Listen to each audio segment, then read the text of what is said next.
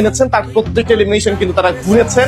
ইনফিনিটির এগেইনস্টে ফাইটে গিয়ে গোল্টু ভাই বলতেই হচ্ছে যে তারা কিন্তু আজকে ইনফিনিটিকে কোনোভাবেই এত সহজে ছেড়ে দিতে চাইবেন না। তবে টপ ওয়ান যেখানে শুরুতে টিম 2XG দের এগেইনস্টে গিয়েছিলেন, নিজেদের ফ্রন্ট লাইনে থাকা দুটো প্লেয়ারকে হারিয়েছেন, প্রান্ত এবং শুভকে। এখন দেখতেই পাচ্ছি তারা লুটে ব্যস্ত হয়ে গিয়েছেন। এই আর্সেনাল লুটের মাধ্যমে প্রান্ত শুভরা নিজেদের সেই কাঙ্ক্ষিত ওয়েপন পাওয়ার টিম রেড হকদেরকে ডমিনেট করেছিলেন। একটা দারুণ রিভাইভ আমরা টিম ইনফিনিটি থেকে দেখতে পাচ্ছি, নতুন একটা রিকল, নতুন কিছু প্রাণ, নতুন কিছু ফ্রেশ লেগস নিয়ে কিন্তু তারা এই মুহূর্তে নামতে চাইবেন। এবং টিম এক্স এর কাছে এবার রয়েছে 4টি এলিমিনেশন জোন, যেহেতু শ্রিঙ্ক করছে এবং এই শ্রিঙ্কিং টাইমটাতে আসলে রোটেশন নেওয়াটা কিন্তু খুব বেশি রিস্কি। রেড হক কিন্তু ফাইটে যাচ্ছেন, ক্লোজ রেঞ্জে ব্লেড ডাবল ভেক্টর অ্যাটেনশন নিয়েছেন, ক্লোজ রেঞ্জের মধ্যে টাচ করবেন নক, ডাবল ভেক্টর হোক আর যাই হোক না কেন থামাতে চাইবেন। কুতুস নক নিয়েছেন চকিকে উদ্দেশ্য করে রাহাত ওয়াল ব্রেক করছেন, তবে রাহাতকে এর আগেও বেশ প্রয়োজন ছিল।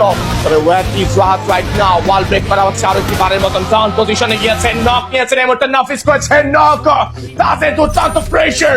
ফ্লেম স্পোর্টসকে আমার টপ 2 তে রাখার এই একটাই কারণ ছিল তাদের ইনফিনিট ফায়ার পাওয়ার, তাদের যে স্পিরিট রয়েছে, তাদের ফাইটিং স্পিরিট তাদেরকে আজকের অন্যান্য দল থেকে কিন্তু ডিফারেন্ট রাখছে। রাসেলের দুটো শট মাথায় কানেক্ট হয়েছে, top 1 needs taken down।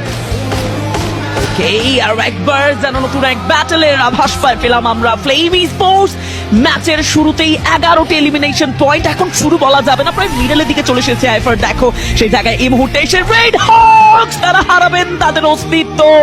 Bangladesh top 1 এর শেষ কানেকশন।